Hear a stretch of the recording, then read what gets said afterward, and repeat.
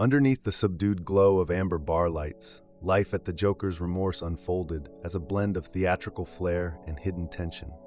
The bar, with its lively murmur of clinking glasses and laughter, was far from an ordinary watering hole. Its bartender, Finn, was as much a performer as he was a mixologist, infusing each cocktail with flamboyant gestures and timely quips that could lift even the gloomiest spirit.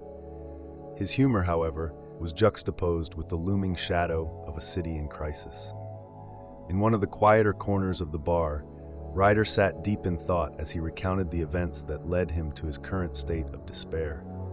Once determined to rescue his friend Kel, whose life was tethered to a synchronizing chip implanted in her brain, Ryder had taken a drastic, desperate gamble.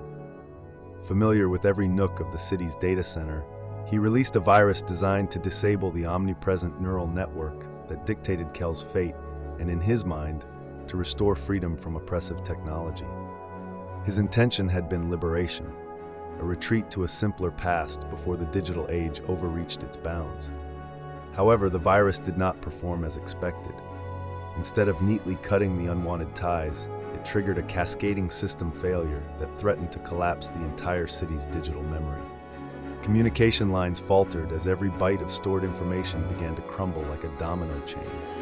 Amid this chaos, Prose, an enigmatic artist, scribbled abstract musings on napkins, her creative notes eerily echoing the catastrophic disruption unfolding around them. The atmosphere shifted palpably when the bar's lights flickered, casting a momentary silence over the patrons.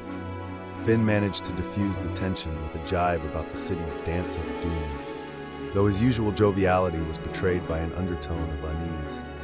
As Ryder absorbed the gravity of his miscalculation, his old friend Lucy approached him with concern.